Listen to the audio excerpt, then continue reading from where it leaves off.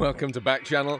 It's Tuesday, the 25th of January, 2022. I'm Anthony Davis, and it's the Anthony Davis Show, as it says just below. Coming up next. It should say coming up now. I'll just cross that out right now. We've got lots on the show today. We're going to spend a bit of time together going through the morning papers as we normally do. We're also going to look at the US troops that are on alert now, taking a look into that a little bit further. That's, of course, Ukraine, the Ukraine and Crimea, as Russia would like to call it. And we're going to look at the top court to weigh an end to race-based US college admissions. And on this day in 1881, Thomas Edison and Alexander Graham Bell from the Oriental Telephone Company. What did they do? Invent the telephone? I guess they did. And also the Trump lawyer that pleaded the Fifth to 146 riot panel questions, says a report. We'll look at that in more detail as well. So lots to talk about. You can be in touch. You can have your say. You can have an opinion. You can even direct the direction of this show if you want to. We're down for all of that. So all you have to do is go onto your Echo Show device if you've got one of those, and you just introduce yourself if you've never done it before. Say the word that wakes it up, then say the word say, and then your message. That's basically it. So you'd be like, Echo, say, I love your show, or whatever. I don't like your show. You pick, you pick one. So that's what we've got to look forward to, and you being involved is a big part of that. You can watch the show on YouTube, and you can message via backchannel.tv. Let's jump straight into the morning papers, though, because that's what we do, the first part of the show. The Washington Post is next, which is, of course, in Washington. And the headline is NATO and US intensifies efforts to counter Russia, as I just mentioned. It says the tense conflict over Ukraine shifted further into full crisis mode on Monday, as with NATO saying it was moving more military equipment into Eastern Europe and Russia continuing to build up massive forces along the border with Ukraine amid fears that it will invade its neighbor. The Biden administration also put 8,500 troops on heightened alert for potential deployment to Europe. Yeah, I think he's probably going to want them there by now. So there we go. That's something to look forward to. A friend of mine texted me and she was like, is this going to be a nuclear war? And I was like, no, it's not going to be a nuclear war. But, people do worry about stuff like that. People do kind of get anxious about these types of things. And that's my concern, is that there is a likelihood that some people who have a tendency to overreact, naming no names, might be like, is this it? And I don't think it is. I think there's a lot of political posturing going on here, to be honest.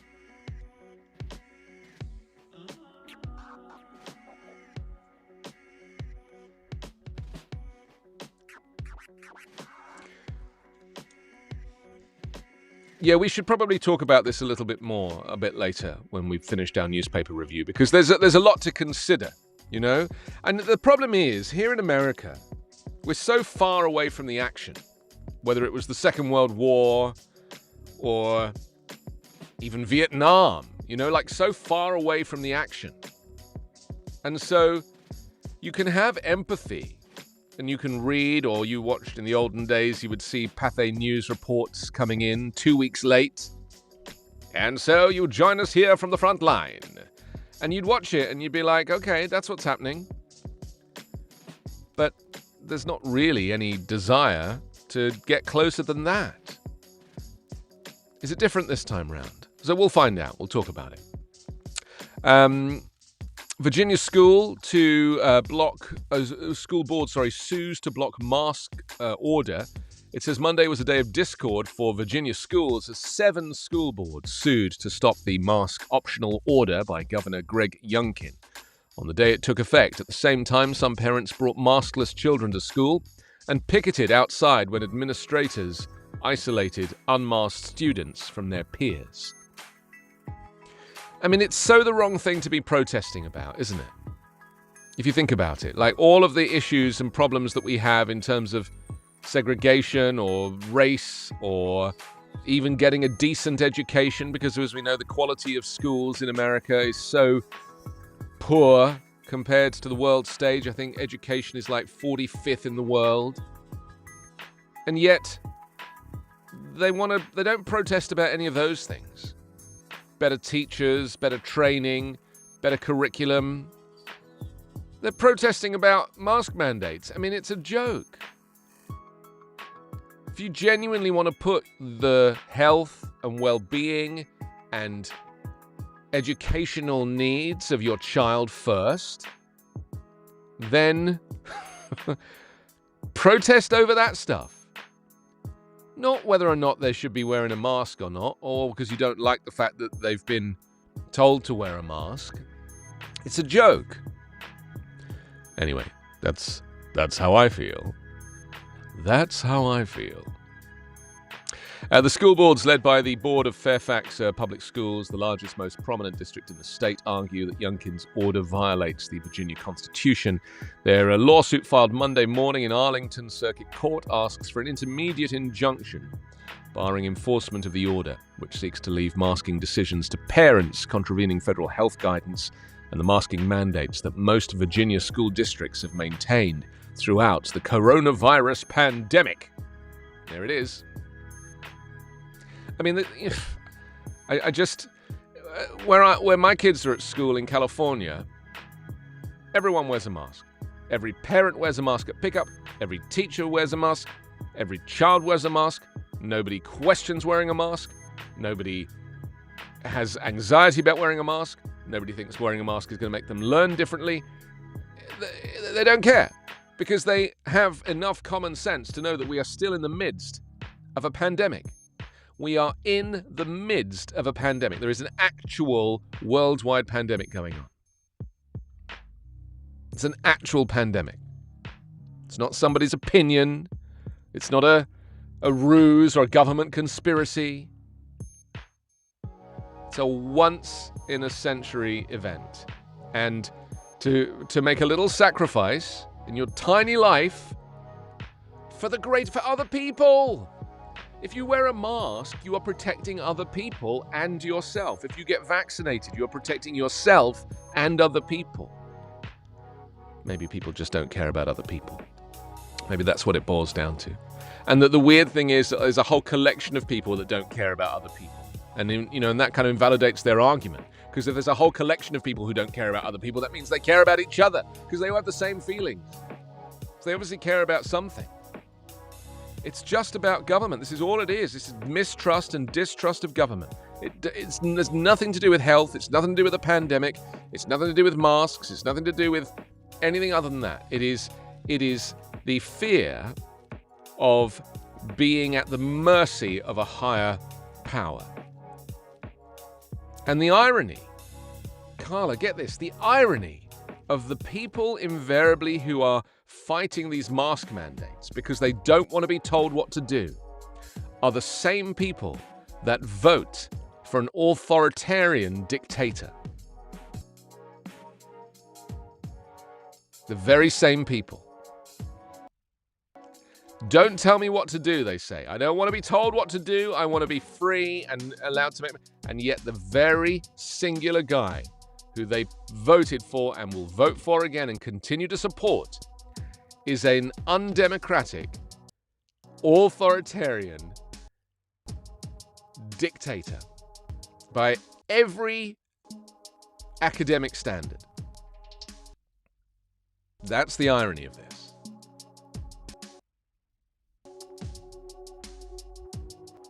And he doesn't care about them. He really does not care. All he wants is their vote. Don't care about them at all.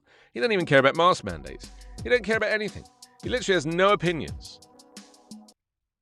We'll talk about him a bit later. Lawyers for 3 former officers cast Chauvin as calling shots. Yes, this is interesting. The 3 Minneapolis police officers charged with violating George Floyd's civil rights had a moral responsibility and duty to intervene as Derek Chauvin crushed the life out of Floyd during a fatal May 2020 arrest, a prosecutor argued as opening statements began in the federal trial over Floyd's killing. There it is. It says, for second after second, minute after minute, these 3 CPR-trained defendants stood or knelt next to Officer Chauvin as he slowly killed George Floyd right in front of them, federal prosecutor Samantha Trappell told jurors of former officers who were at the scene with Chauvin and stand accused of violating Floyd's constitutional rights. But defense attorneys for the former officers pushed back on the government's case, casting Chauvin, the senior officer at the scene, as the one who was calling the shots, previewing a trial that is likely to hinge on what responsibility police officers have in reining in the abusive behavior of other officers.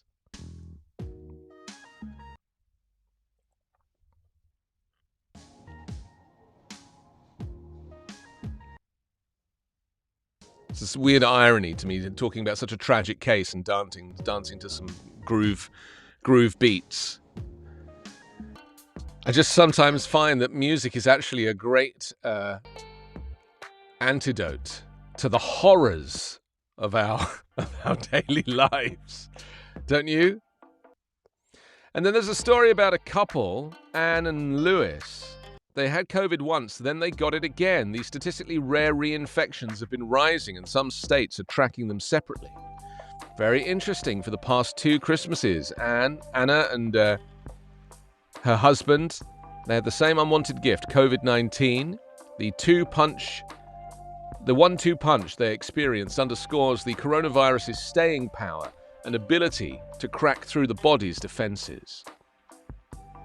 So it's the first time that she got the virus. One of her sons was isolating with COVID at home, and she hadn't been vaccinated. But the second time, she's a children's book author and Spanish teacher from Palm Harbor in Florida. She checked all the boxes. She wore a mask in public, practiced social distancing, she was vaccinated and boosted, but she thinks she caught the coronavirus anyway during a trip to see her daughter in Seattle. Most of the family got swept up with infections, she said. You see? This is it. Don't travel. Don't go anywhere. If you want to stay COVID free, stay home. Wear a mask. Don't talk to anybody. And certainly don't sing, because singing, as we know, puts more of those particulates into the air. So there we go. That's how the Washington Post leads this morning. Interesting. Okay, let's move on to the Washington Times. I don't really like the Washington Times, I'll be honest with you, because it's often full of untruths, and it's owned by... Can you remember who it's owned by? The Russians? Oh, no. No, I know we do a full spectrum, but it's owned by... Is it owned by a cult? It is. It's owned by a cult. And it's the way they get into the mainstream media. I can't remember what the group is. It's owned by a very suspect group. Who is it, Carla? She's looking it up. It's not owned by Jeff Bezos. That's the Washington Post that's owned. Really? The Washington Times. Well, did he buy it recently? Yeah, Post. I'm talking about the Washington Times. The Washington Times. I knew the Post was owned by Bezos, but the Times is owned by a cult, I'm sure of it. Yeah? The Unification Church, which is, of course, formerly known as the Moonies. The Moonies. Because Mr. Moon, who was the head of the church, who thought that he was the second coming. You know this story? He thought he was the Messiah. He's a Korean guy. He died at the age of 94 in South Korea. And he set up the Unification Church all over the world. And there was about 100,000 members in the US. And he used to do mass marriages. He would marry hundreds of people at once because they wanted to be married by the Messiah. And he also stole all their money. And it's the stuff of cult. And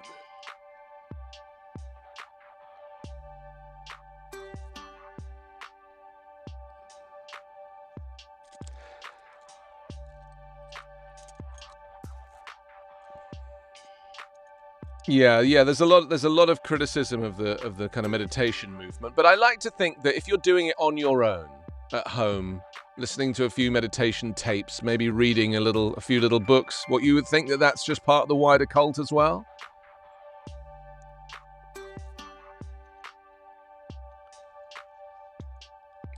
It's the Carl Jung books specifically.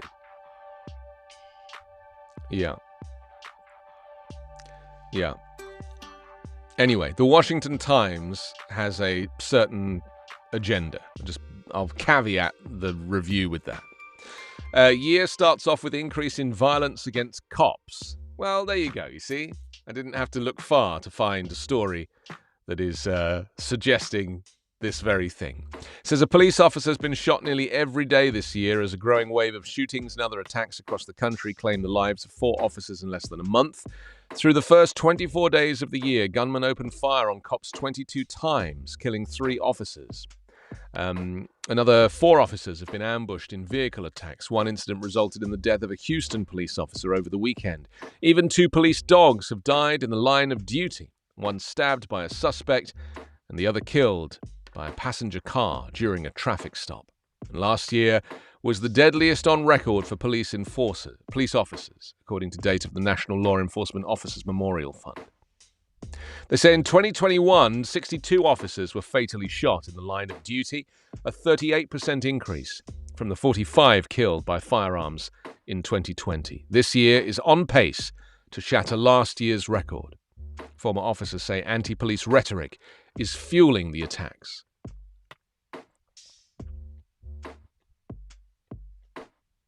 So that's how the Washington Times starts. I mean, the thing is, and all I would say to this is, yes, of course, and every death is a tragedy. But I'm surprised it's so few, considering that police officers have guns, that assailants have guns. Police officers tend to use their guns and point their guns, threaten their guns before they've even engaged, in any kind of audible fashion, other than the word freeze. And, in this type of police state, there's going to be gunfire. There just is. Putin awaits as NATO unity weakens is also the headline. Time may be on Vladimir Putin's side when it comes to Ukraine. Foreign policy analysts say the Russian president gains a strategic edge by dragging out the military standoff. The ultimate goal, they say, is to exacerbate the disagreement and divisions among the US and NATO allies and cast doubt on how effectively the West can respond if Russian tanks roll into Ukraine. Soros-funded prosecutors boost liberal crime policies. I mean, this is just biased reporting. This is the right-wing Unification Church newspaper.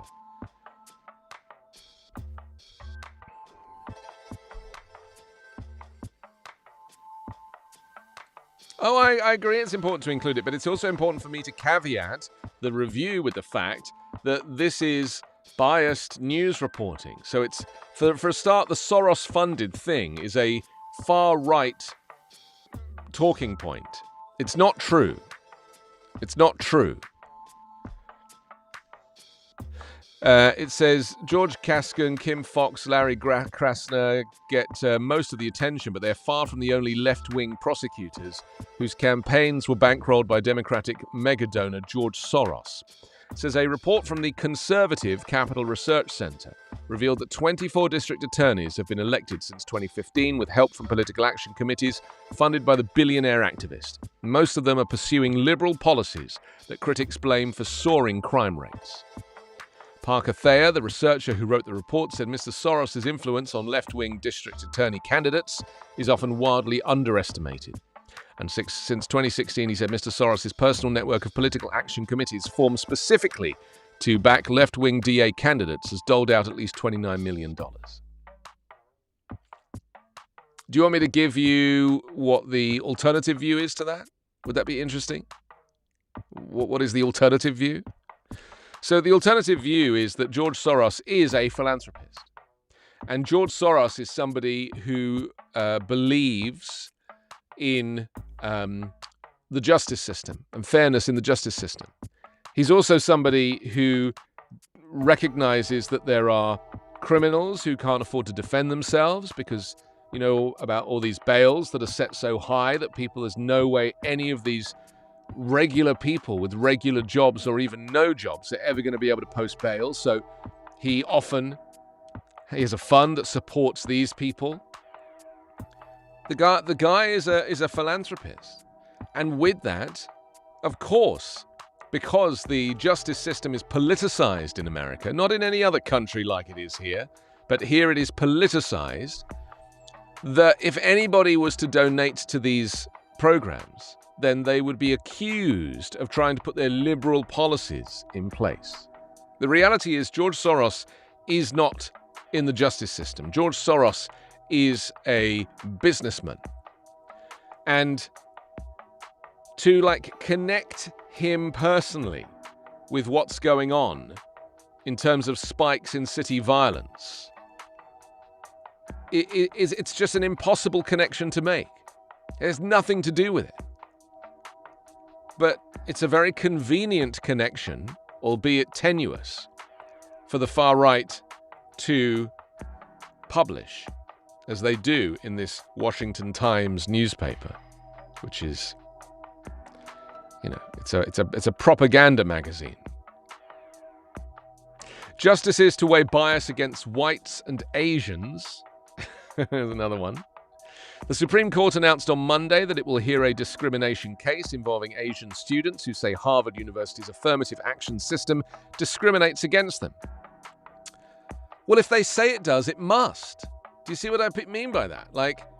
If they are experiencing if they are experiencing discrimination as Asian students, then it must be true because they're experiencing it. The justices said they will also hear a case involving the University of North Carolina, which rewards Black, Hispanic, and American Indian applicants under its affirmative action policy, and which challengers say penalizes white and Asian students. Be interesting to kind of see how that thing ends up. David, good morning. Hello to TJ, Stacy, and Kristen, Michigan. Thank you for joining us here on Backchannel. If you'd like to be in touch, then just wake up your device, say, and then your message. Or you can message me directly at backchannel.tv. And finally, burned out CEOs join Great Resignation and leave with corporate cash. The Great Resignation isn't just for rank-and-file workers. It says corporate CEOs are quitting their jobs in significant numbers during the COVID-19 pandemic. Employment watchers say the number of chief executive officers who left their jobs in the fourth quarter was 16% higher than a year earlier. Reported executive outplacement firm Challenger Gray and Christmas. Isn't that a great company to work for? Challenger Gray and Christmas, where it's always the holiday season. 106 CEOs left their jobs in December, 142 in October last year, the second highest year on record. So there we go. That's the Washington Times. Let's see what's happening in the New York Times. I mean, there's a bias in the New York Times as well. You know, no newspaper is unbiased. But my point is that, you know, the bias in the New York Times tends to be more down to individual journalists. And some journalists will be fairer than others, and others will have an agenda. But in the Washington Times, the whole newspaper is basically a propaganda machine for the Unification Church, who are conservative in their views. Ukrainian troops are left to play a guessing game is the headline here. It says the Ukrainian soldiers watch and wait, nervously peering through periscope from an icy trench at a forward observation post in eastern Ukraine. Western governments have sounded alarms that Russia is prepared to attack Ukraine at any time. The Biden administration is considering moving troops, warships, and artillery into Eastern Europe, and NATO announced on Monday that member countries are sending ships and jets to the region. It's lucky that Trump didn't shut down the German airbase, isn't it? Do you remember Trump was going to withdraw troops from Germany? And actually, strategically, this is where American troops need to be based. Yeah, that was a thing. Hello, Kim. Welcome. Mark, welcome. Thank you for joining us. This is Backchannel. It's 9:25 Pacific, 12:25 Eastern. As we prepare for an imminent war. We'll talk about that in more detail. If you're nervous, concerned, then I'll hopefully try and shed a little light on what's happening over there.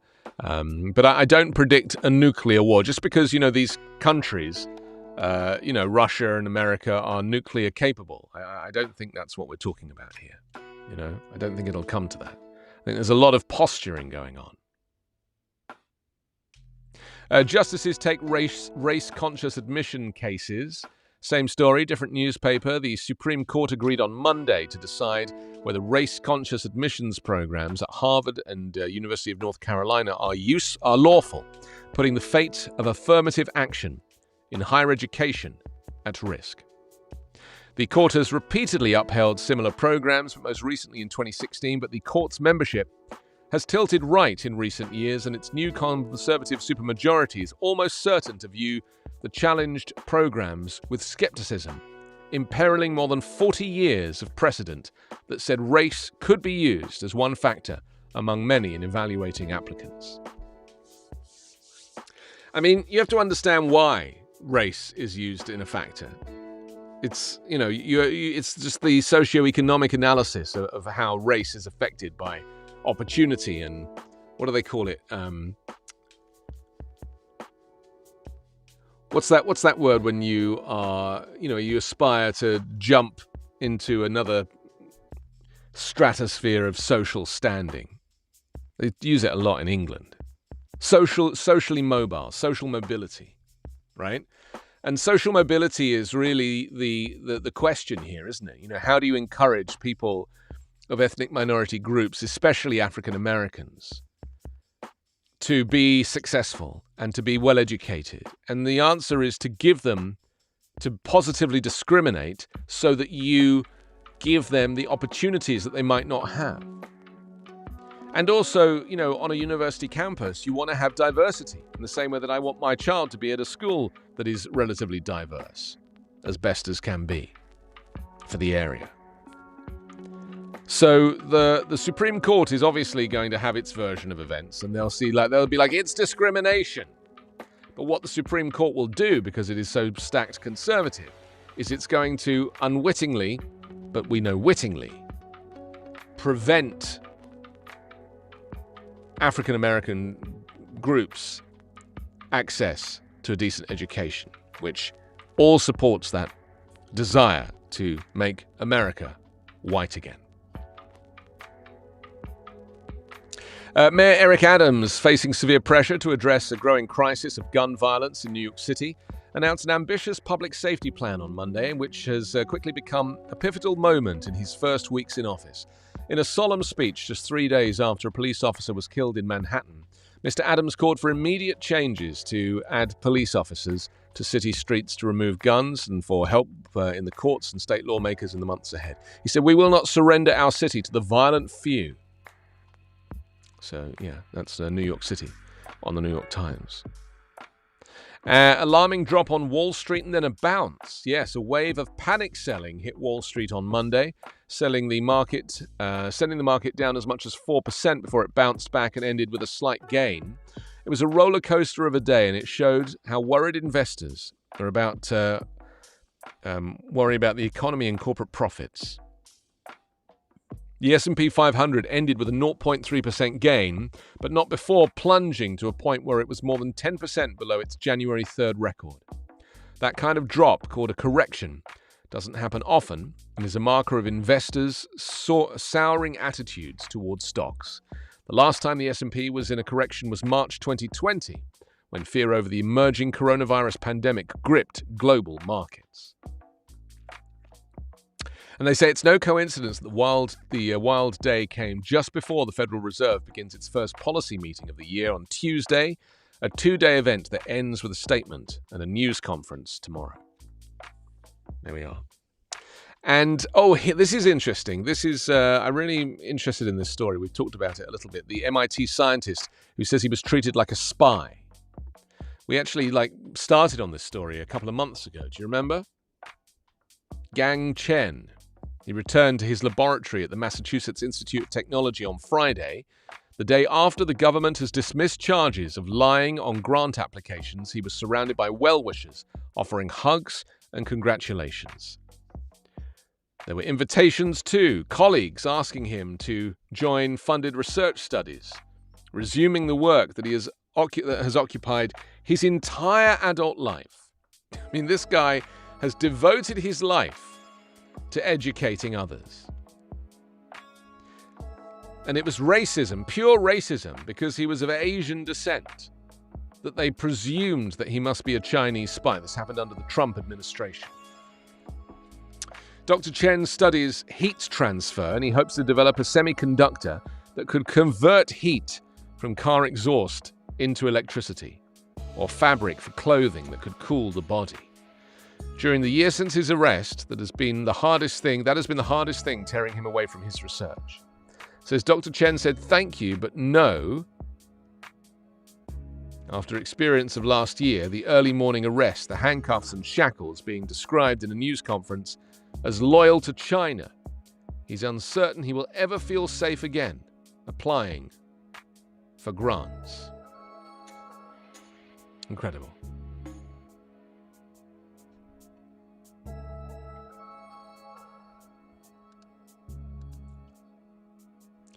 So, if you've heard about this story before, I mean, TJ, maybe you've read about this. David, Stacey, definitely, because you've listened to the show incessantly since it began, and I appreciate that, so you'll know this story. And Kristen in Michigan. I mean, do you also feel that, like I do, how unjust it is that people still, all the years since these civil rights movements and even civil rights acts have been put in place, that we still have an attitude somewhere in the back of all of our minds that somebody who doesn't look like us might be in some way compromised? Oh, Stacey says the story is completely new to me. Oh, it's a very interesting story. I mean, it goes back quite a long way. It goes back a couple of years. But we've been talking about it. We talked about it a couple of times on the show. We did a whole thing about him when he was first arrested.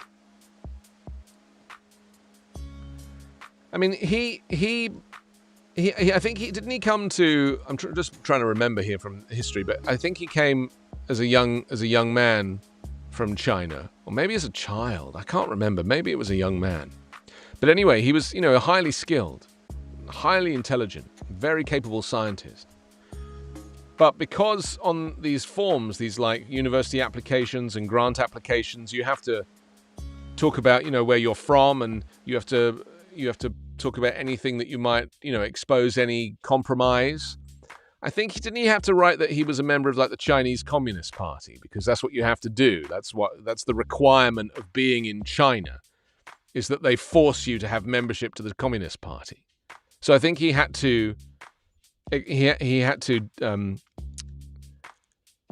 put that on the form. And of course, under the Trump administration, that was like red rag to a bull. So I think that's kind of how all this started. But I'm just doing that from memory. I might be slightly wrong. But anyway, the point is that he's been fighting this now for since his arrest. And everybody knew, all of his peers and all of his students and all of his friends and family, they all knew that he'd been arrested, roughly.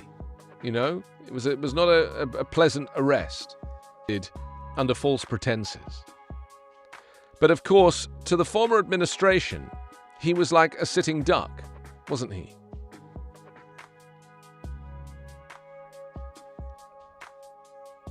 It makes me very sad, that we are still discriminating against people and not giving them the benefit of the doubt, or innocent until proven guilty, or indeed just applying some common sense and looking at this guy and being like, yeah, this guy is just a regular guy who was honest enough to write on his forms everything. He could have withheld any of that.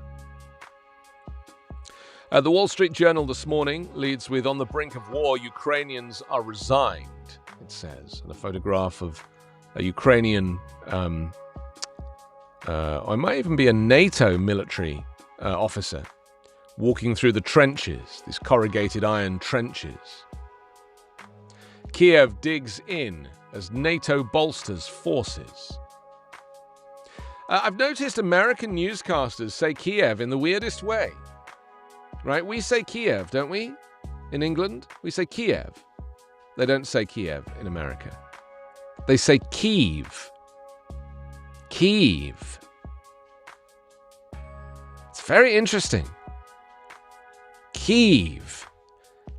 And I'm like, because in my experience, we have chicken Kiev, don't we? Right? That fabulous English dish, which is supposed to be Ukrainian, which is chicken with a juicy garlic middle, wrapped in breadcrumbs, and we call that chicken Kiev. And we've adjusted the spelling. We've spelled that K-I-E-V, and so we refer to Kiev as Kiev. Now the spelling is K-Y-I-V, and the Americans say Kyiv, but I kind of want to keep saying Kiev. That's how I feel about it. I mean, correct me if I'm wrong. Kiev.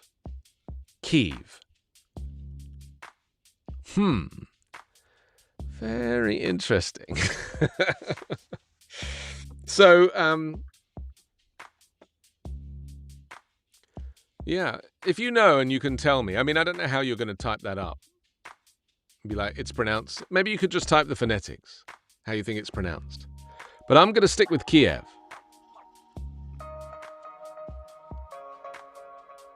Yeah, I think it's Kiev.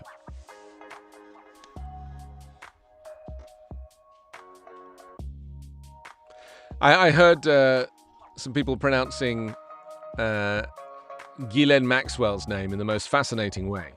Ghislaine, they said. Ghislaine. It's Ghislaine. And the reason I know it's Ghislaine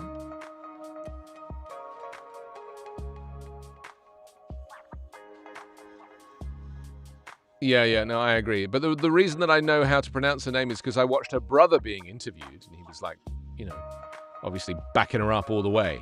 And he said her name multiple times as Ghislaine. So I was like, well, if her brother doesn't know, then no one's going to know. And then the other name, in the same case, actually, is Virginia Giuffre. Right? What was Ghislaine Maxwell's brother? Tom. I think his name's Tom. Oh, he was saying that she's completely innocent. Yeah, he was like completely innocent. He was basically saying that Jeffrey Epstein was the baddie and she was an innocent bystander. That was his argument. But, what do you say about your sister? What do you say about your own sister?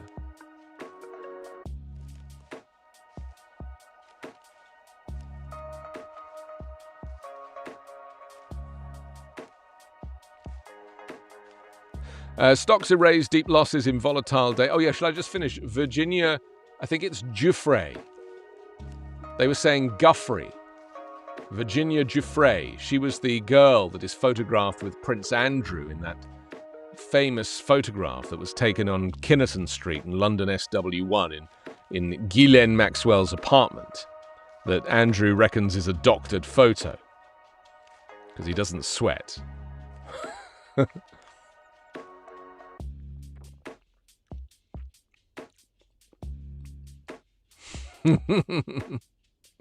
Yeah, so I think she's Giuffre.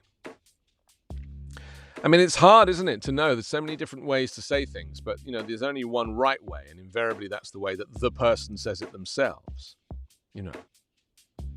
Back to the Wall Street Journal. Stocks erase steep losses in volatile day. Also, Meta's free web has surprise cost. Facebook says it's helping millions of the world's poorest people get online through apps and services that allow them to use the internet data-free. But internal company documents show that many of these people end up being charged in amounts that collectively add up to an estimated millions of dollars each month. The text is very small on this, which is why I'm struggling to read it. It says, to attract new users, Facebook made deals with cellular carriers in countries such as Pakistan, Indonesia, and the Philippines to let low-income people use a limited version of Facebook and browse some other websites without data charges. Interesting. Oh, the Webb telescope has reached its orbit as well. The James Webb Space Telescope has reached, it's 4 times further away than the moon. It's 4 times further away than the moon. So that's the Wall Street Journal for this Tuesday morning. What about the Poughkeepsie Journal now? Who doesn't love the Poughkeepsie Journal? Vaccination stall for kids aged 5 to 11. Risks for children grow as infections, hospitalizations increase across New York. It says Dr. Tina Sosa has recently spent a lot more time consoling heartbroken parents as their COVID-19 infected children lay in hospital beds, struggling to breathe. Most of these mothers and fathers were tormented by their decision to decline to vaccinate their children against the respiratory disease, said Sosa, a pediatric hospitalist at Golisano Children's Hospital in Rochester. But many of the parents also were far from anti-vaccine, rather thoughtful guardians who agonized over the risks and rewards of COVID-19 vaccines until it was too late. Yeah. I do worry about this because I have one child who's vaccinated and another child who's too young to be vaccinated. I have a 6-year-old and a 3-year-old. And so, I'm hoping that they'll come up with a suitable dose for the 3-year-old pretty soon. But now, of course, the worry is that the vaccine isn't doing much for Omicron. So, they're actually saying, I read that they're trying to now look at a vaccine that covers all the different mutations and variants. And that's the dream, is to have, and you'll have the shot once a year. And it'll be a once a year, all mutations vaccine. That's the dream, isn't it? I wonder if the anti-vax people would take that.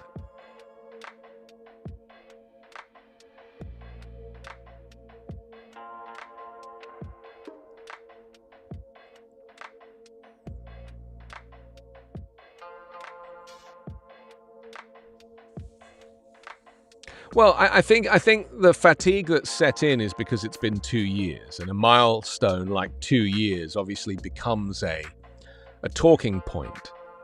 But I think it's more that the Omicron is the thing that has made everybody not give up on it, but because it's so transmissible, and you really can only protect yourself from Omicron if you're wearing an N95 or KN95 and literally not going out, because it's everywhere. It's a much more transmissible disease. And so I think a lot of people are like, well, I know so many people that have got it and they've been ill for a week and recovered, and now they have raging antibodies, that maybe, just getting it will be okay. But that's fine if you're vaccinated. If you're unvaccinated, you're going to end up in hospital with Omicron. It's as deadly as Delta if you're unvaccinated. And this is the point, isn't it? And this is what I think Rochelle Walensky and the CDC have struggled to communicate, or failed to communicate, is that, we are ultimately better protected if we're fully vaccinated, i.e. 3 doses. Dutchess cases drop 51% as Omicron recedes. It says the number of new COVID-19 cases confirmed last week in Dutchess County were fewer than half the number from the previous week, and the number of active cases continued to plummet. The deadline was in line with the decrease across the state. New York reported 193,918 new cases in the week ending Saturday, a 46% drop from the previous week. And finally, redistricting commission can't agree on new map. You don't say. Democrats on New York's redistricting commission threw up their hands on Monday, a day before bipartisan panel, apparently in name only, was to submit redrawn congressional boundaries to state lawmakers. That means the legislature, which is overwhelmingly controlled by Democrats, can now seize control over a reapportionment process that voters hoped would minimize gerrymandering. We have negotiated with our Republican colleagues in good faith for 2 years to achieve a single consensus plan. At every step, they have refused to agree to a compromise, the Commission's Democratic members said in a statement they released on Monday morning. I mean, this is the fundamental difference that you need to understand. Democrats believe in the free vote. Everybody needs to vote, equally and evenly. And that's what Democrats try to do. And Republicans want to win, because they know that there's less chance of them winning, statistically, if more people vote. Because the more people that vote, the chances are, because this is a democratic country and because people here are quite progressive and because these far-right views are not in the majority.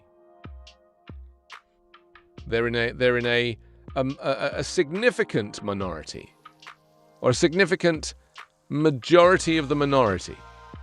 Does that make sense? It's basically about, 37% of this evangelical, Christian, conservative, right-wing, far-right, neo-Nazi. There's this whole movement. But arguably, it's like between 35 and 40%.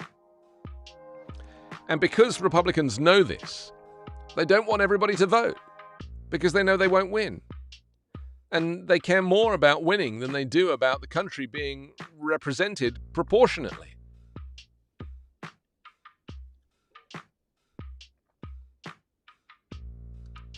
Riyadh has joined us. Good morning, Riyadh. Thank you for joining Backchannel. You're welcome to message on backchannel.tv, but I have a feeling you're probably using an Echo Show device, in which case you can just wake it up, then say, and then your message. What's up, Bethany? Is that your pet name for me? I think maybe it just misheard. I think it misheard. No, it's Anthony. It's Anthony. I get it. It's funny. Sometimes the Echo Show device has a sense of humor. It can actually be amusing.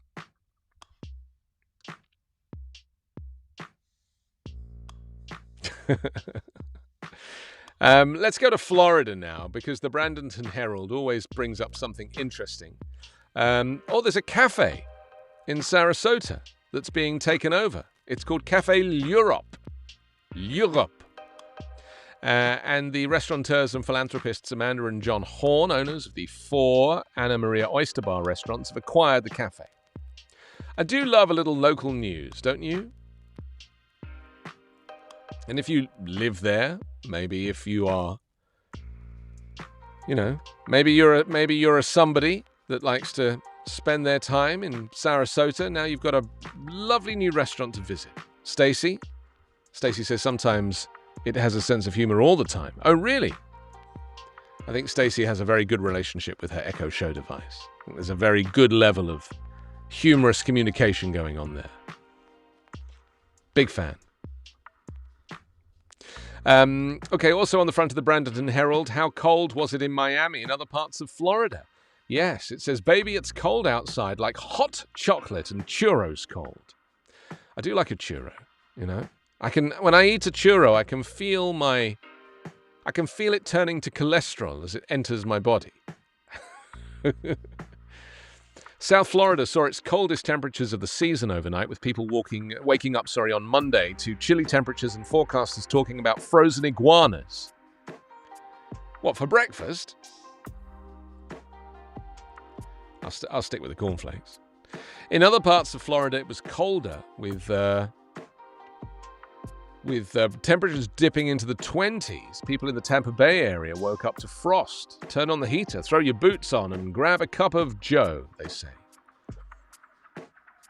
No records were broken in South Florida, but it did get cold according to the National Weather Service. The coldest temperature forecasters saw in Miami-Dade County was 43 degrees in North Miami. Wow.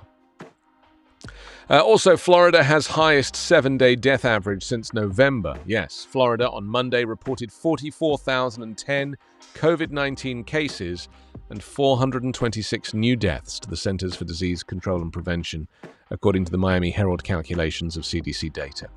The backlog cases and deaths for Florida on Monday and Thursdays when multiple cases in the past had their totals changed. In August, Florida began reporting cases and deaths by case date and death date, rather than the dates they were logged into the system.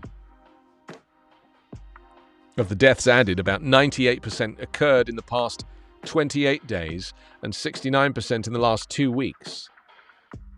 So this is... Oh yeah, I've been to Florida. For me, Florida used to be like, that's where you went. You know, if you lived in Europe, the closest place to get to that was guaranteed sunshine was Florida. You know? I mean, it was an 8-hour flight. But if you were going off-season, you weren't going to Spain because that wasn't warm enough, and the Mediterranean wasn't warm enough, and you weren't going to Portugal because the Atlantic Ocean was freezing.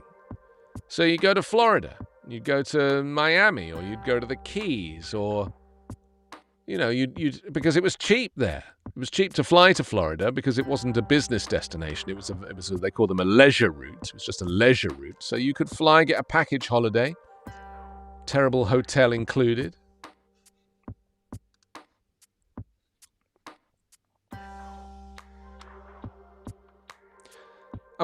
Riyadh, have you ever been to the Ultra Music Festival in Miami?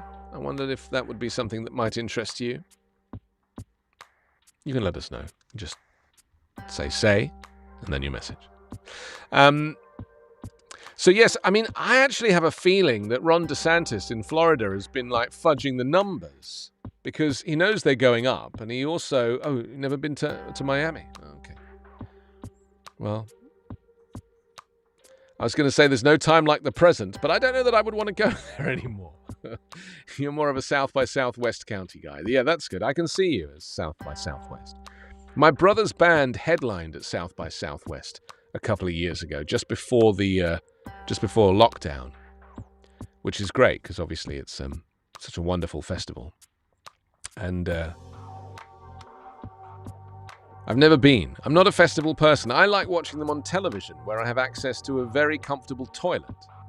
But the idea of getting in line for a bathroom in a porta potty after a 3-day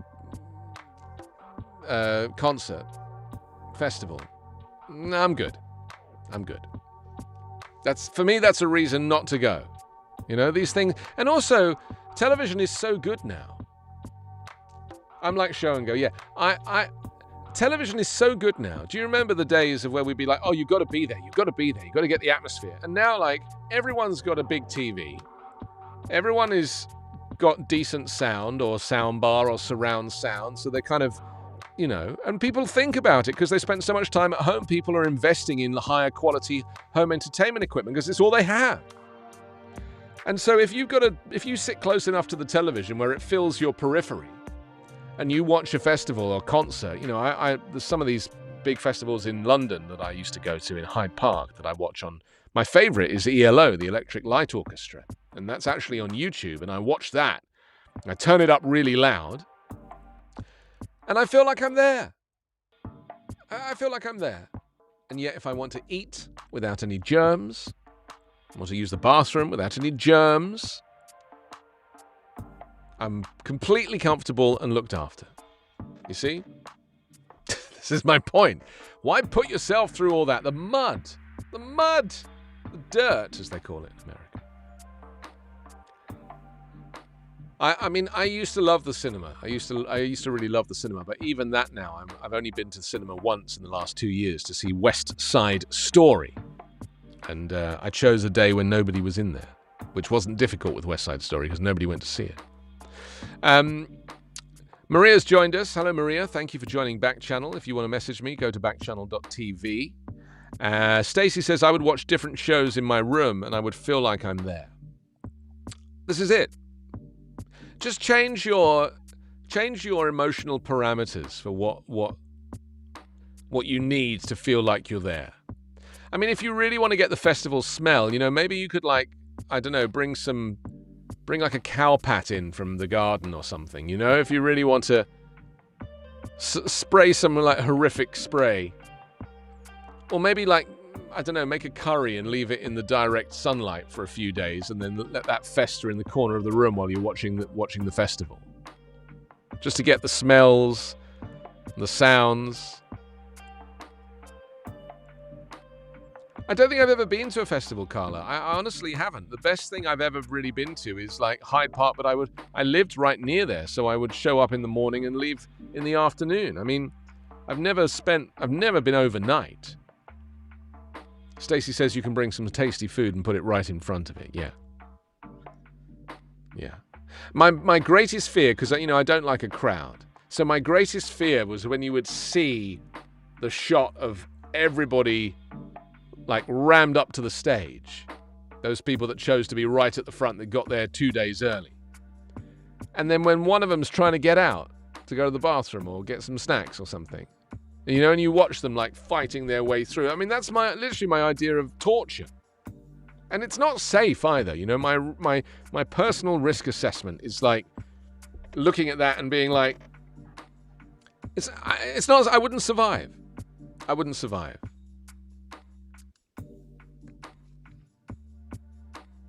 So back to Florida and to the COVID numbers. I was saying that I think Ron DeSantis is trying to fudge the numbers because he knows that he knows that his policies are not going to make the numbers go down because, of course, you know, his anti-mask mandate and, you know, the messaging on vaccination is not completely clear because he doesn't want to upset his voters. You know, it's a bit like when Trump said he was boosted and it upset a lot of people. So what is he going to say? I'm not boosted? Don't get boosted? Of course he's not. There was 10,794 people hospitalized for COVID in Florida, according to the U.S. Department of Health and Human Services on Monday. This data is reported from 247 Florida hospitals. The number of people hospitalized across the state is 158 more than the day prior, when 250 hospitals reported. The numbers are going up, fundamentally. You know? This week, 44,000 cases in Florida. I have a friend who's just moved to California from Florida. Could not wait to get away from there. Literally said that she and her sister have been abused in the parking lot for wearing a mask. And just the general attitude towards COVID is completely different to how it is here on the West Coast. It's very interesting.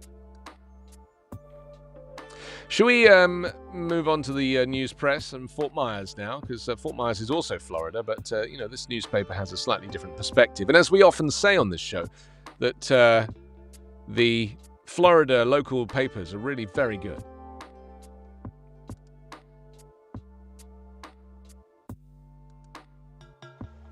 They've got a lot. There's a lot of stories to get their teeth into in Florida. Naples hotel apartment tops in commercial sales. Population growth demand drive major Lee Collier transactions. It says. There's an age-old saying in real estate.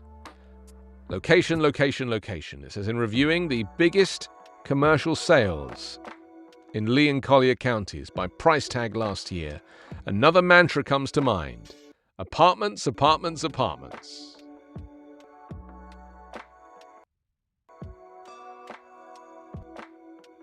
Yeah, I've watched Selling Sunset a couple of times. That's the Netflix show about Los Angeles real estate. It's very, very, very interesting. I couldn't name any of the characters in it. I know there's that little guy who runs the office. But I mean, aren't they brothers? Yeah, they're little brothers, yeah. My brother actually knows those guys. My brother's in real estate as well, as headlining South by Southwest. And I mean, I'd like to say it's unrealistic and over-dramatized, but it really isn't. I mean, that is what it's like here. Just terrible people. Seriously. I mean, what they think is important. What they think is important. It's like if they can't get the coffee they want at the right time, or there's a, it's like it becomes a whole drama. I'm like, have some perspective, please. It is a good show, though, Selling Sunset. I mean, I like to watch it because I like seeing Los Angeles through the lens of a drone, with a filter on it. That's what I like to see. But I also like to see inside these properties. And I said to my friend who's flown in from Florida, I said, if you ever get invited to somebody's house in LA, go. Just go just to look at their house. Because every house is different. Houses are often on steroids. Very interesting. And it's just worth snooping around. I think it's fun. Injunction issued against UF by judge in free speech case, also on the front of the news press for Fort Myers. It says a federal judge has sided with 3 University of Florida political science professors, giving them a preliminary win in their fight to provide expert witness testimony in a lawsuit challenging a new state election law that starts in less than 2 weeks. U.S. District Judge Mark Walker granted them a preliminary injunction on Friday in a 74-page order, which cites the removal of a tower at the University of Hong Kong, known as the Pillar of Shame, commemorating the 1989 Tiananmen Square massacre. It says, in many ways, the pillar's demise was emblematic of the demise of academic freedom in Hong Kong, Walker said, tying to it the impact of UF's conflict of interest policy on the academic freedom of its own faculty. That's very interesting. That, something that happened in 1989 is still having an effect on the infrastructure at, a local university.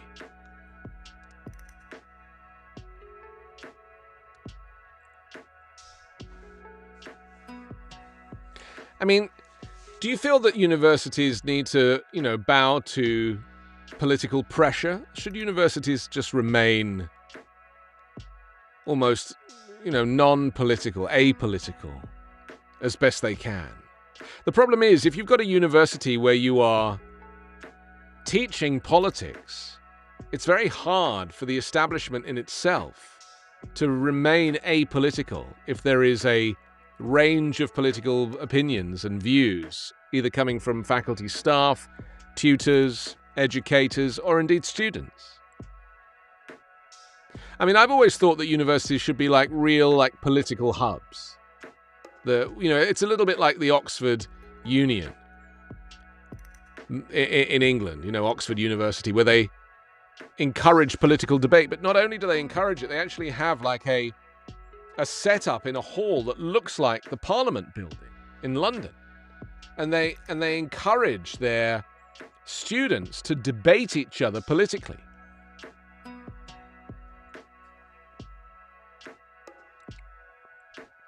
I mean, are there debating societies in US universities, in all United States universities? Or is that exclusive to Ivy League or, certain establishments? I don't know, but I'd be interested to know. I enjoy debating people. I really do. In fact, someone criticized me on Twitter the other day for something that I posted. And I said, would you be interested in debating me? And of course they never wrote back. Bring it on, I say, Because the thing is, and this is why I've always said that American Congress, the US Congress is such an interesting place, because they say, we're going to debate an issue, but they don't debate. They just make statements to no one. Whereas if you've seen British Parliament building, they face each other and they argue. One stands up, says something, the other one stands up and says, no, that's not true. That's not true. And then the other one gets up and says, oh, yes, it is. And they volley. Volleythat.com.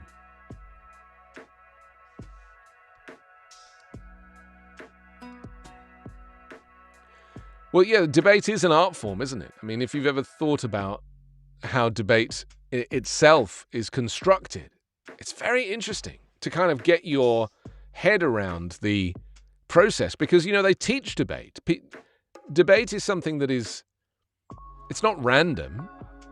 You can be an expert debater. You can be somebody who has made it their life's work. I mean, Boris Johnson famously was a superior member of the debating society at Eton, the University for the Privileged. Okay, let's jump on another newspaper because we can. The next one is the Florida Times-Union. We're staying in the state of Florida.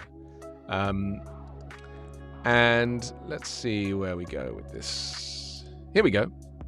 It says they lead with proposal called a power grab and a little photograph of Ron DeSantis. I don't know how he fits in such a small photograph.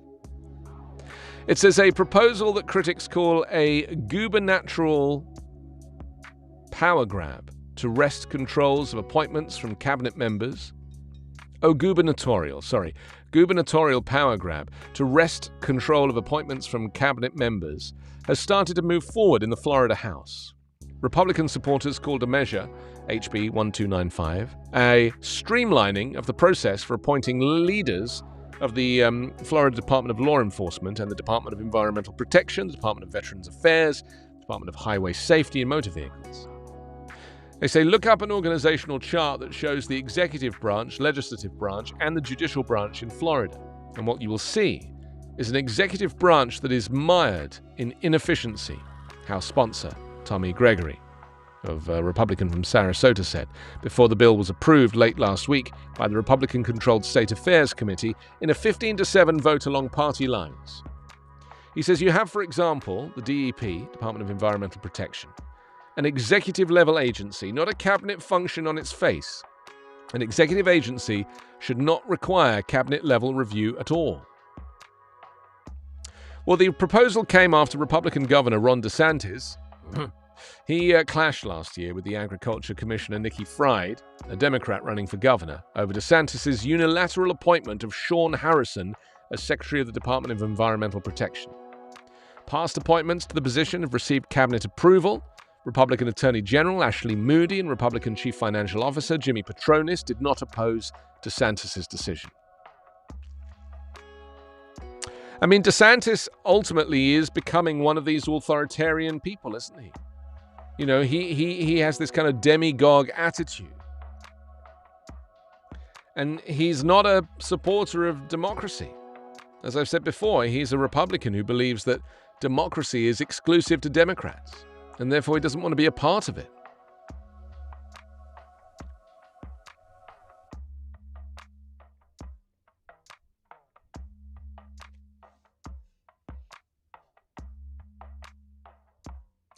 Also on the front of the Florida Times-Union this morning, officials prepare to craft Florida budget, state tax revenue nearly $4 billion more than expected, is the headline there. With lawmakers preparing to craft a new state budget, economists now estimate Florida will collect nearly $4 billion more in general revenue taxes than it had expected over 2 years.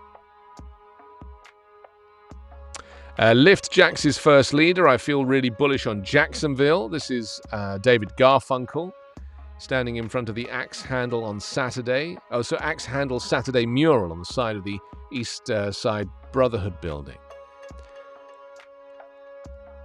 It's very beautiful. It says the story of how David Garfunkel ended up in Jacksonville as president of Lift Jax, striving to eradicate poverty in the East Side neighborhood, could start in a lot of different places, from Haiti to Harvard to here in his wife's home state.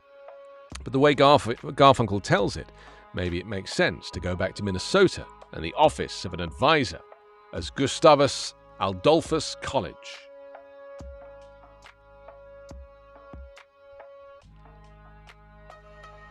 It's kind of hard to explain that one without looking at the pictures, but it's a lovely mural.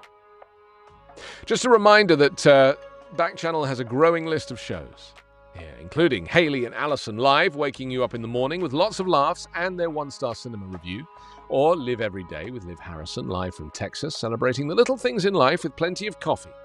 And also the charming and funny Hal Rudnick. He is your pal Hal, and he's here after me at 11 o'clock Pacific. That's 2 o'clock Eastern. Okay, a couple more newspapers. The Atlanta Journal-Constitution next. Stocks bounce back at end of volatile day. Early spiral reflects investors' concerns over Fed moves and the Russia-Ukraine standoff. We'll talk a little bit more about Russia and Ukraine, tell you kind of why and all that, how all that came about. Just a little while. Fulton DA gets okay for Trump grand jury. Judges approve a plan for a panel to look into his efforts to overturn the 2020 election. Chief Judge Christopher S. Brasher wrote that a majority of the judges had agreed to the request issued by Willis's office late last week. The special grand jury will be impaneled on the 2nd of May and can continue for a period to not exceed 12 months. Georgia ports broke cargo records in 2021. This is interesting, isn't it? The port of Savannah has dramatically boosted its ability to handle cargo over the past year, making improvements that should clear up some supply chain issues by mostly eliminating the lines of ships waiting to unload. And finally, key information missing in states' criminal records on the Atlanta Journal-Constitution's front page this morning. Huge gaps in files make databases unreliable for judges and employers. It's very interesting, isn't it? That Georgia's database of criminal histories is filled with information gaps that make the records unreliable for the state's judges, employers, and probation officers. So there we go. Some really good newspapers around this morning. Some really interesting stories. Okay, a couple more. We've got the Telegraph. They lead with Dems reject constitutional ban on non-citizen voting. Hope seen once the Omicron wave increases global immunity. Now, this is a very interesting story. I read a lot about this last night.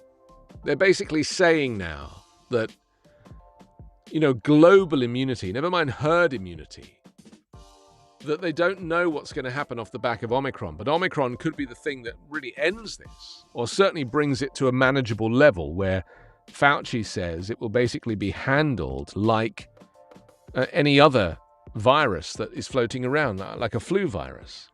So you get one shot for the year and that'll do you. Cases have crested and are dropping rapidly following a pattern seen in Britain and South Africa, with researchers projecting a period of low spread in many countries by the end of the month. And that's interesting, isn't it? I mean, my worry with this is that vaccine inequality, or inequity as they call it, is going to be the problem here. So, in America, where you've got 73% of people fully vaccinated,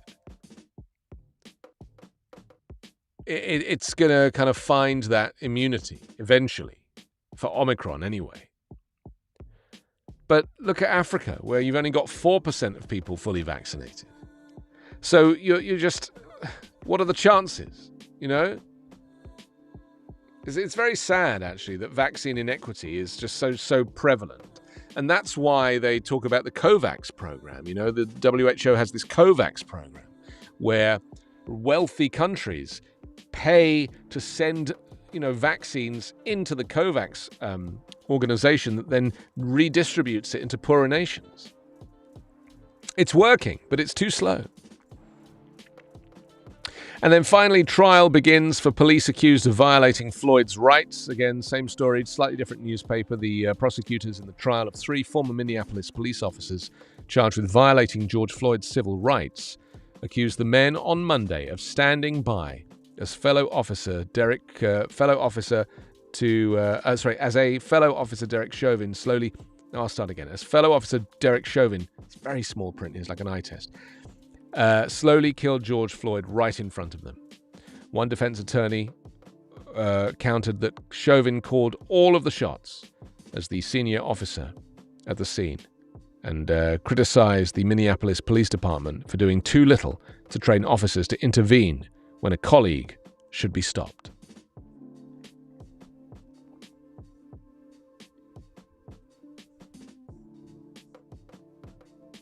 And then we have one final newspaper on our stack, and that is the Boston Globe, that has been serving the community for 150 years, apparently. MFA to return looted artwork is the headline. The Museum of Fine Arts has agreed to return a 17th century Dutch painting to the heirs of a Jewish collector, resolving a long-standing concern over the artwork's spotty ownership history. The agreement restores ownership to the looted painting to the heirs of Ferenc Sorin, a Hungarian industrialist who placed the artwork in a bank vault before fleeing Hungary during World War II. Isn't that fascinating? Sorin's heirs intend to auction the painting this April in New York's Christie's Old Masters sale, where it's expected to get between $500,000 and $700,000.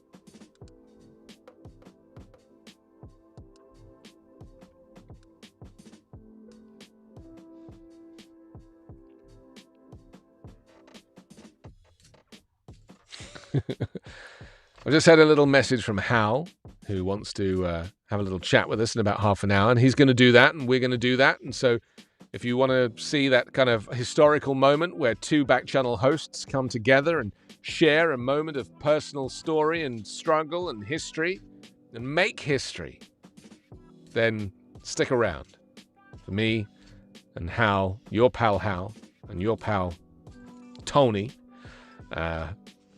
we're going to have a little chat, find out what's happening on his show in just a little while. High Court to rule on Harvard admissions. Use of race as one factor imperiled, specialists say.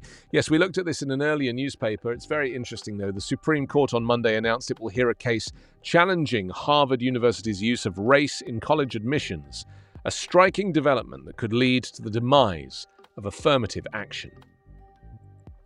Also, WHO official offers glint of hope on virus. Omicron could bring stability, but variants lurk, is the headline there. And girl lived in car after eviction. It says, NH authorities say missing child was last seen with father and stepmother. It's very sad, isn't it? Kayla Montgomery. Harmony's stepmother was arraigned in a Manchester court on Monday on a charge of felony welfare fraud.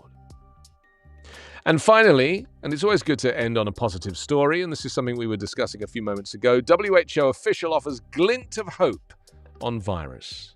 Yes, Omicron could bring the stability, but other variants lurk. Isn't it interesting that, we and the scientists are living through this in real time together? They're not ahead of us in the timeline. They don't know what's coming. They can't predict it. They are living with us day to day. We are getting the information in real time. And they're like, well, we know there's another variant coming. And we're like, oh, great. That's just great. But that's the reality of it,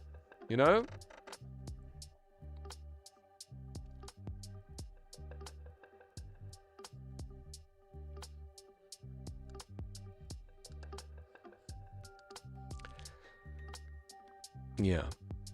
This is what happens. It's been predicted that there was going to be another pandemic like this, and nobody really took any notice. There was a whole pandemic planning document that was left for the Donald Trump administration, which was just ignored. Tori, thank you for joining us. Your first time on Backchannel. Great to have you here. If you're listening in Corrie, then you can just go to backchannel.tv and message me. Or if you want to invest in an Echo Show device, you can actually watch this show and see me sitting here in this luxurious space and just talk to your device. You don't even have to type. You can just wake it up, say the word say, and then your message, and then it comes through to me. That is the linchpin of Backchannel's success. So let's look at this story about Ukraine, because a lot of people have said, what's all this about? It's so far away, it doesn't even matter. And I'm like, yeah, it kind of matters. Because, the policy of the United States has been to not be in war, in Afghanistan, withdraw troops, Iraq, withdraw troops, to they call it drawing down, don't they? They want to draw down troop numbers around the world, which doesn't make sense to me because they just voted to increase the military's budget. The military budget, that 2/3 of all the money in the US budget goes on the military. 2/3 of it. So every every penny that you give the government, the federal government, in tax, 2/3 of that is paying people to be in the military. It's basically a socialist. It's a socialist program. You know, we're basically paying for people to work and live and be housed and be fed, and it's a socialist program. Everyone's fearing socialism, and yet it's the biggest thing we have here in America. It's a bit like Social Security. That's even got the word social in the title. Medicare and Medicaid. All of these things. All socialist programs that America is built on.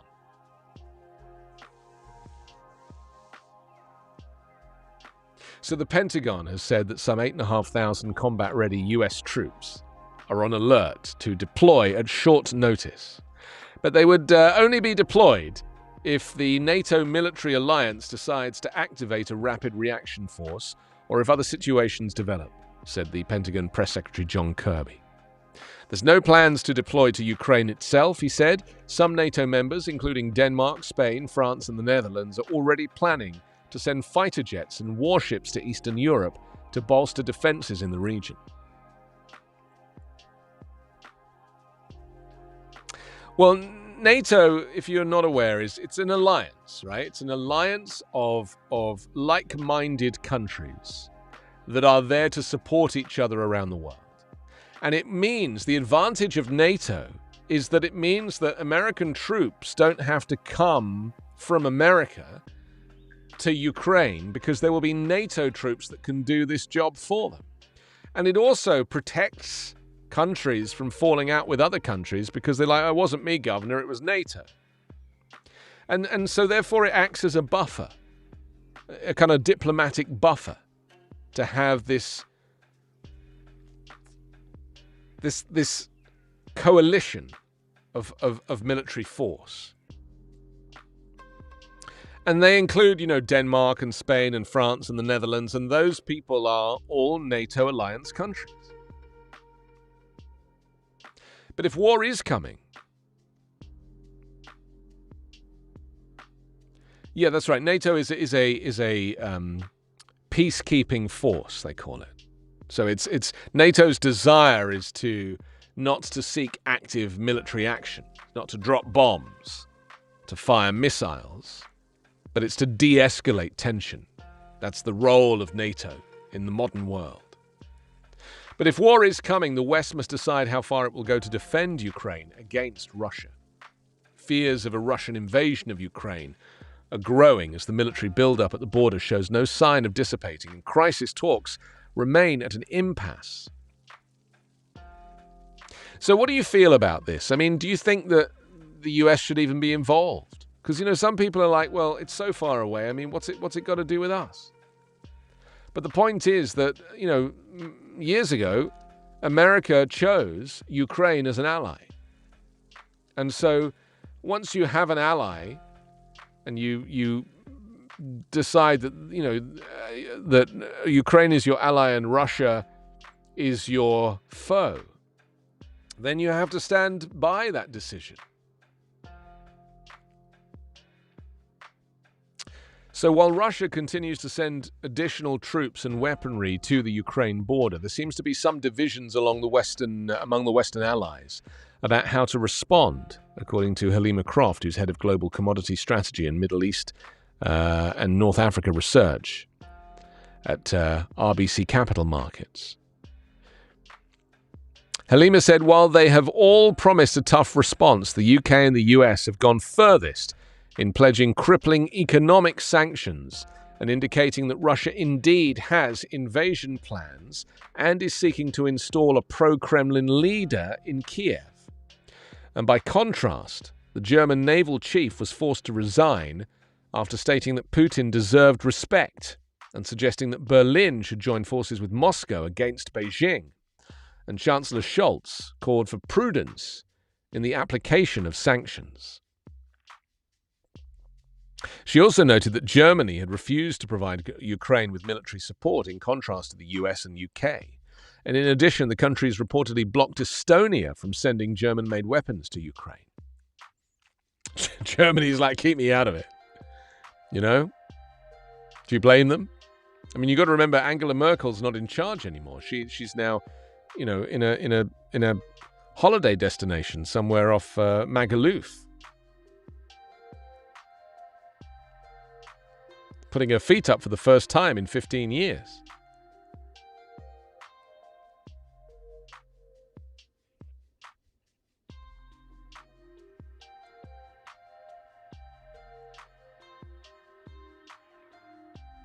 The US State Department recommended on Sunday that all US citizens in Ukraine leave the country immediately, citing Russia's significant military buildup on the border. It also ordered eligible family members of personnel at its Kiev embassy to depart the country due to the deteriorating security conditions. Do you know what I really liked, though, about that request? They didn't say they were going to fly them out on military transport or book a flight for them. They said, book your own flight and we'll reimburse you. That's what they said. They were like, listen, deteriorating security conditions, chance of war, do yourself a favor, book yourself a holiday. Good luck. See you on the other side.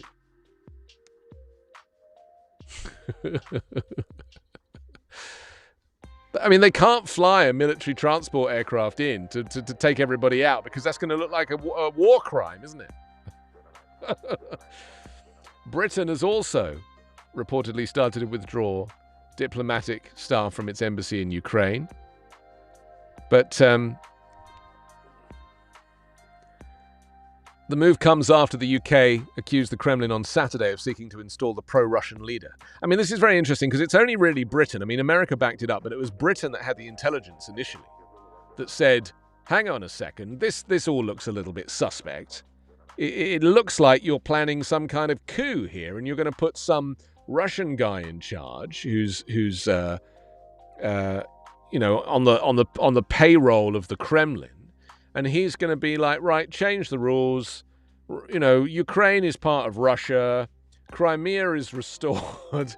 It's and they're doing it. It's a little bit like the coup in plain sight in the United States.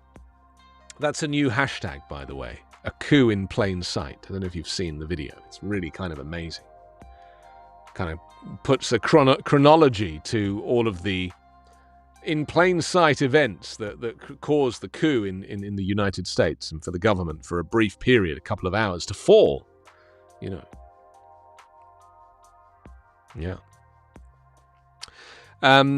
So Russia says it has the right to move military personnel and equipment because, of course, they've now stationed around 100,000 Russian troops at various locations along the border, according to Ukrainian and Western officials. And they're building up military hardware there. But, Russia's like claiming that they're doing like practice. Oh, it's just practice. Just a bit of practice, isn't it? Just a bit of practice. Last week, it accused the West of plotting provocations in Ukraine, a country that aspires to join both the EU and NATO, as its government under President Volodymyr Zelensky seeks closer ties with the West. Well, Putin, on the other hand, has been a very vocal critic of the collapse of the Soviet Union, of which Ukraine was a part of in 1991, and has extolled the historical ties of Russia and Ukraine. But he's also saying that I do not want Ukraine to become a member of NATO. He's been very, very strict about that. Doesn't want them to join the European military alliance. And the Kremlin also wants to see NATO roll back military infrastructure and personnel from parts of Eastern Europe and in former Soviet countries of Estonia and Latvia and Lithuania. It's almost like he wants to restore the Soviet Union, isn't it? I mean, that's basically Putin's plan, is to roll back the clock. And maybe that's the attitude of all authoritarian leaders, is they want to take things back to a time where they had full control, because they're control freaks, aren't they?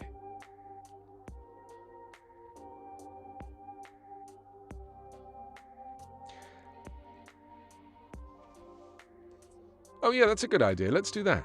We've got our US News Update. It's the daily podcast that I do for the Volley Network. It's a chance for you to find out what's happening across the United States And there might even, in today's episode, I think there might even be mention of Ukraine. We don't normally mention other places, but considering America might go to war, I thought it was prudent to pop it in the US News Update. It's a couple of minutes long, and here it is.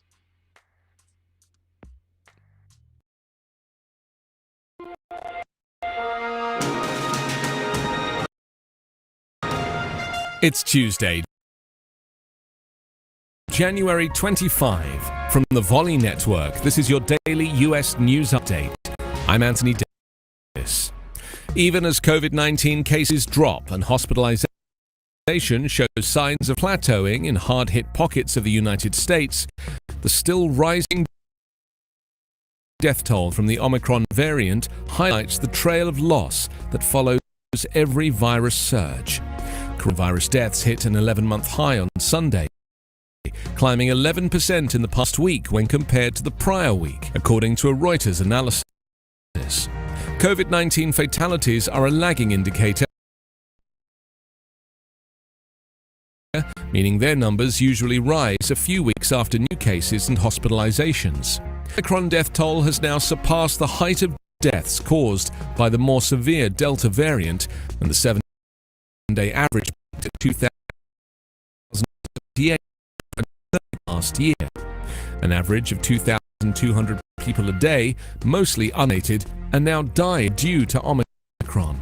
As Omicron surged in December and earlier this month, hospital systems from New Jersey to New Mexico buckled under the sheer number of patients, prompting the federal government to send military medical aid to 6 states. The world is not on a good track to meet a global goal to avoid the worst impacts of climate change and must intensify efforts to move away from fossil fuels this decade, John Kerry, the US Special Envoy on Climate Change, said on Monday. "We're in trouble. I hope everyone understands that," Kerry told an event called Building Momentum to UN COP27. Kerry said he is concerned about the recent uptick in the use of coal globally and about plans to build new coal power plants without carbon capture technology.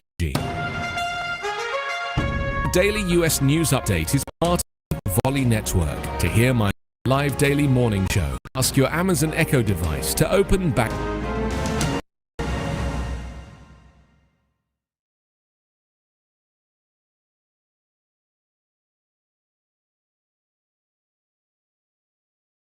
from. I'm Anthony Davis.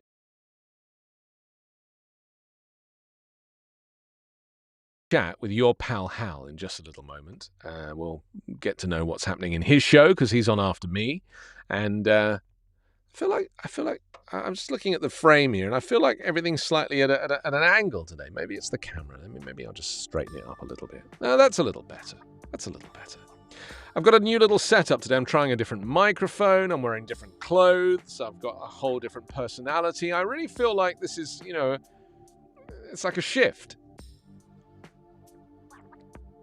I'm in sportswear today.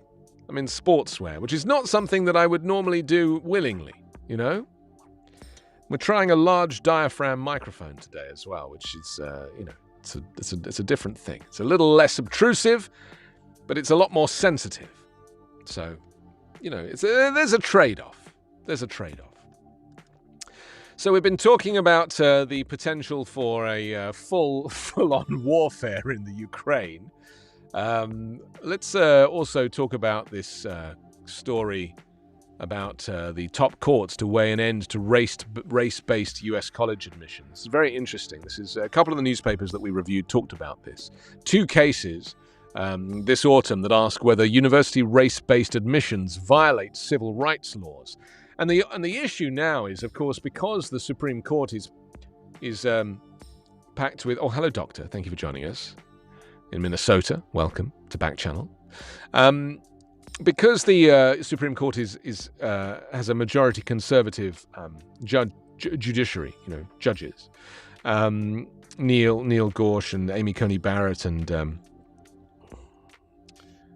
Brett Kavanaugh, of course. I like beer.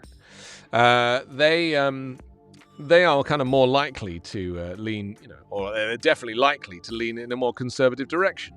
So we're kind of asking how the court rules, could pave the way for an historic end to policies that are meant to help applicants previously seen to face discrimination. And this is effectively a case about positive discrimination. And if I was to predict what's going to happen, of course they'll vote against it, and then you'll see a lot less African Americans getting places in universities. That's just what'll happen. The cases concern admissions at Harvard and the University of North Carolina. The schools are accused of discrimination against Asian and white applicants. The conservative-leaning Supreme Court is seen as likely to issue a decision that would signal an end to affirmative action, which is what in England we call positive discrimination, a practice that has been used to encourage racial diversity in many schools for decades. You know, if you're growing up poor in, the Bronx, right? And you're of African American descent and you are super smart, but you don't have the opportunities and you don't have parents or family who are connected in any way, or maybe you can't afford even to apply to these places because you couldn't afford to live in these places or travel to these places. You rely on the fact that these universities reach out to poorer sectors of society to give people an equal opportunity, to encourage racial diversity. Affirmative action, a practice that has been used to encourage racial diversity in many schools for decades. And it's better for the school. Because if you're in a school that's just full of white people, then of course you're going to leave that school probably a little bit racist. And so this encourages integration, social mobility, gives everybody a chance. It's still stacked in favor of the white people, even though 47% of Americans now are non-white. The court has previously upheld racially conscious admissions, most recently the University of Texas in 2016. Decisions for the upcoming cases are expected by mid-2023.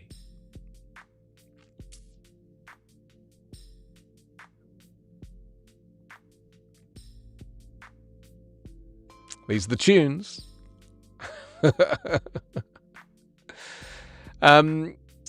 We're going to talk to Hal in just a minute. So should we move on to the telephone story? Maybe we should just do that. I think that would be interesting. Just to lighten the load a little bit. Exactly. So we could talk about Alexander Graham Bell because, he's everybody's favorite telephone inventor. He merged his company with Thomas Edison, and together they established the Oriental Telephone Company. On this day, in 1881, January 25th, 1881. Is the Oriental Telephone Company, just by definition, a little bit racist by today's standards? It says, Alexander Graham Bell's research on hearing and speech led him to experiment with hearing devices, which eventually culminated in Bell being awarded the first U.S. patent for the telephone in 1876. I wonder what his phone number was. Maybe his phone number was 1876. Actually, they did publish what his phone number was, didn't they? It's kind of quite well known. I forget what it is. It's not Pennsylvania 63,000. It's something. Anyway, in retrospect, Graham Bell considered his most famous invention an intrusion on his real work as a scientist and refused to have a telephone in his study. Refused. But he had 3 in the bedroom. I'm kidding. He didn't really. So his telephone patent, 174,465, was issued on March 7, 1876 by the U.S. Patent Office. It covered the method of and an apparatus for transmitting vocal or other sounds telegraphically by causing electrical undulations. I'm electrically undulating right now. In fact, the large diaphragm in this microphone, there's another reason to switch today is to explain this, is undulating. That's how it works. It's not like a neodyme magnet that's in the other one. This one is a vibrating plate. It's causing an electrical undulation, similar in form to the vibrations of the air accompanying the said vocal or other sound. Me, me, me, me, me, me, me, me, me, me. See, that's just vibration. and it's converted into an electrical signal. That's what the microphone does, and Alexander Graham Bell harnessed this.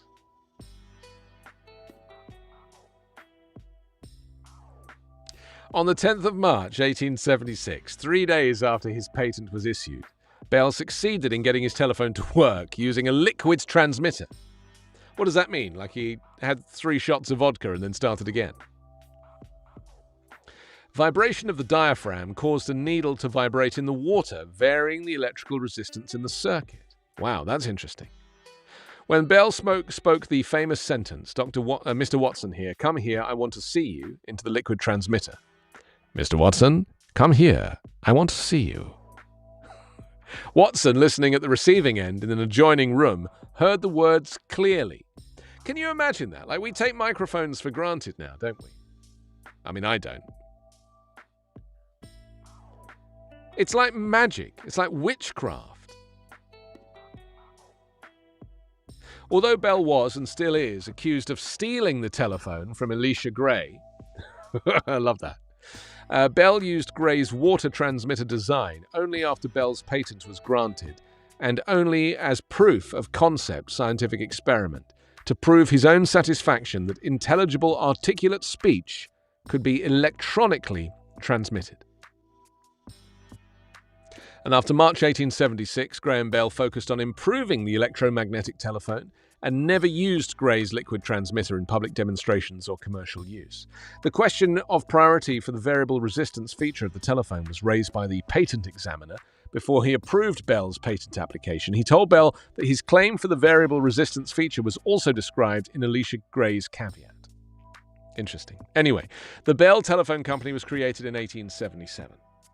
Do you in America use the same phrase that we do in England, give us a bell? Do we say that here in the US? Give us a bell. It's a very British thing to say.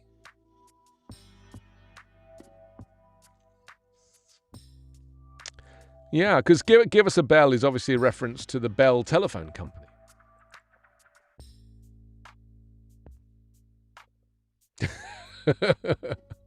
Yeah, that's where it comes from. It's like John Logie Baird, who invented the television, right? We refer to that as the box. You watch the box, because of course it was just like a giant box when it was invented. You want to watch the box? Of course, it doesn't make sense now, because of course we have a flat screen LED screen now, and it's barely a box at all. Isn't it crazy that you need the shape of a box in order to get good sound? As in, like, a speaker is the shape of a box, and everybody buys these thin televisions, and the sound is so thin you then have to buy a box to make the sound in the form of a soundbar or speakers. I never understood that, because and also here's another thing, and just hear me out for a second. If you're buying a thin television, a flat screen television, it has feet on it that stick out this far, right? Like this. So that means that the TV could be that thick. And you wouldn't notice any difference because the feet are that thick, right? So you could put a decent speaker in it. Like, it doesn't need to be that thin all the way. It could have a decent speaker in it because the feet are that wide. So make the box that wide, and then you get a decent speaker. I mean, never understood it. Definitely, I had a black and white TV. I grew up with a black and white TV. I had a little red black and white television. Anyway, Hal is very welcome now. Anytime you like, Hal, come and join us here on the Anthony Davis Show. We'll call it the Anthony and Hal Show just for a few moments and find out what the hell's going on over there. He lives very close to me. The guy's only like 2 miles away from me. You know, he could even just come round and sit here.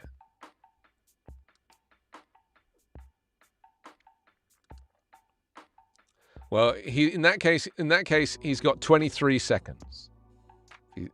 He's got 23 seconds. We'll find out if he's a man of his word. So we were just talking about, on this day, the Oriental Telephone Company.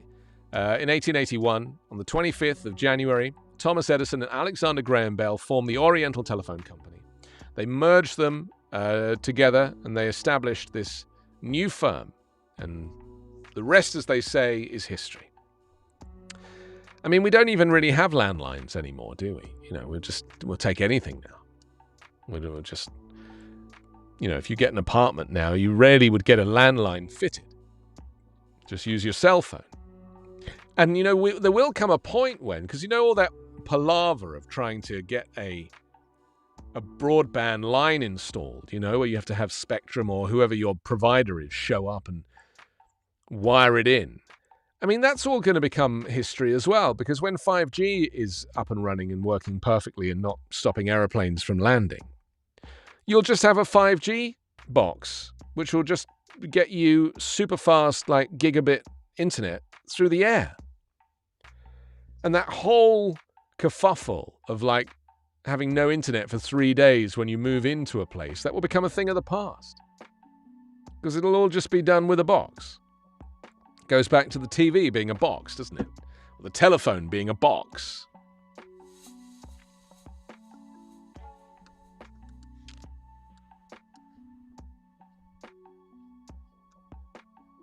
These tunes are so strong today. I feel like I'm in some kind of ethereal, heavenly space. I love it. Hello, my friend. Anthony, great to see you. Great to see you. I'm fascinated by your green background because it's like magic. I don't know what it is. Like, what is it? Is it like a wall or a cloth or a green screen, or is it are you in a computer? I find it fascinating. It's a green void. I'm floating in on another plane of existence, Anthony. No, actually, the less sexy explanation is that it's a green screen that's propped up on a stand, and for some reason, technology is not my strong suit. Running my mouth like a gibbon spewing gibberish is my strong suit. So the technology-wise, I'm not getting my computer to recognize my green screen on Restream as of yet. We've had a couple of issues with it. Are you using Safari?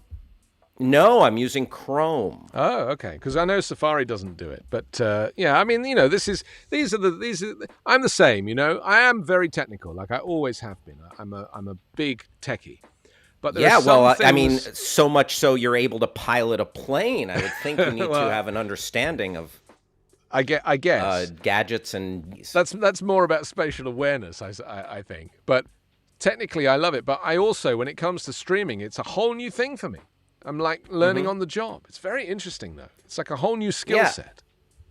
I've been streaming for a little while, and for some reason, like my green screen works on another streaming site that I've used. No offense to the fine people at Restream Studios. I salute you. But we're not getting... so one day... the green void will disappear and there will be some sort of image. I want to take advantage of that and maybe put the Backchannel logo or also I would love just a dumb images up there, just a big picture of a hot dog. Right. Or I was going to say like a street scene in downtown New York or something. Lovely. Have people like shopping behind you and going about their business. Yeah, absolutely. Oh, just milling about, and it'll look like I'm out on location. Hey, Anthony, as a trans-Angelino here, I've been meaning to ask you: are you familiar with the other Angelino who shares your name? Oh my goodness, I am. Yes. So much so that the New York Post did an article about me and him sharing the same name. And wow. Yeah. So if you care to look that up, you'll see. But yeah, he is, of course, and the reason I've kind of found out about the other Anthony Davis, I own the .com, ironically, and he doesn't, and so that's why I get a lot of his mail. So, because I'm a lot older than him, and I've had the .com forever, but. When I go to IKEA, which I do regularly, and I always do click and collect because I don't like to go into stores because I'm paranoid. And the first time I did that during the pandemic, I was like, why is there like 27 IKEA staff bringing my $40 worth of goods to my car? Wow. They saw my And name flash up on the screen because they have it on a big oh, screen in the warehouse. And they were like, whoa, it's the Lakers guy. yeah. And so they all come steaming down with all my, and they looked at me and they saw this kind of portly, balding Semite standing there by his car. And they were like, yeah. And I was like, sorry to disappoint you.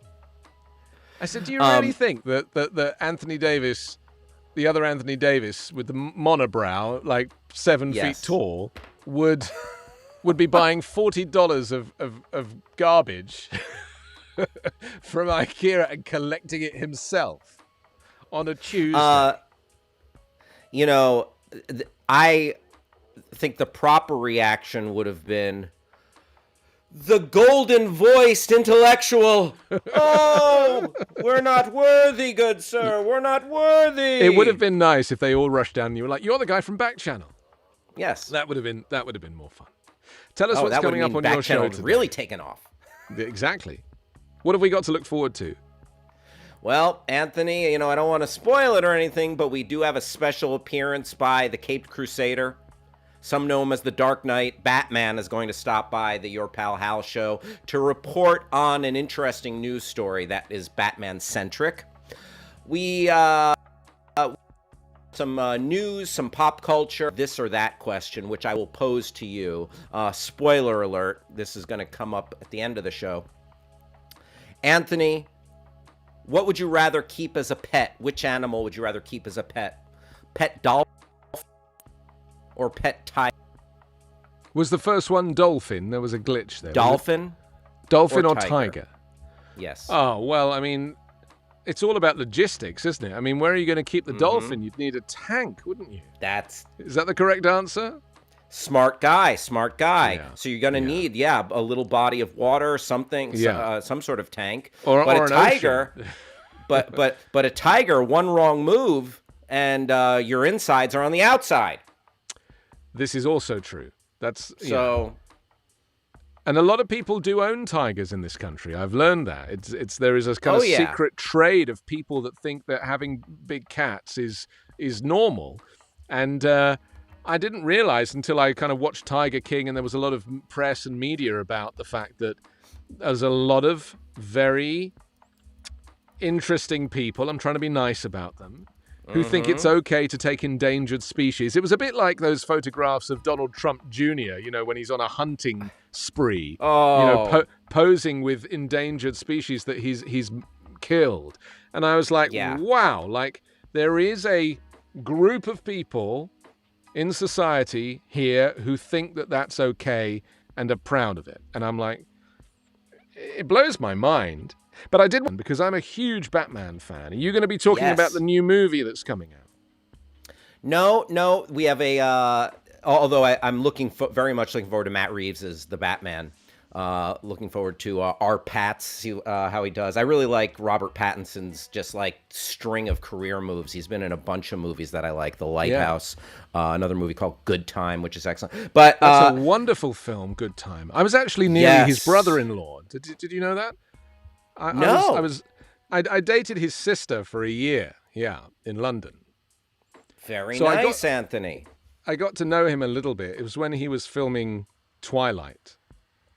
Wow, fascinating. But there was a dumb news story in Missouri. Some cop sent out an alert that the Joker had stolen a car.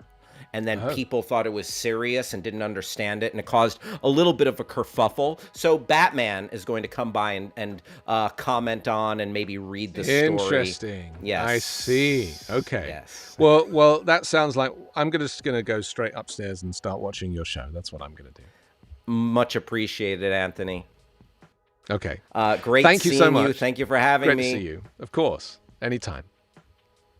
That's Hal. He's here, and he's your pal, and he's going to be around in just a few minutes, so stay with us. I'm Anthony Davis. I'll be back tomorrow morning at 9 a.m., starting a little later tomorrow, 9:15, because we've got a brand new special show that is on ahead of me, a little quiz. So you might want to stick around and enjoy Backchannel tomorrow morning for that. Have yourself a really good Tuesday.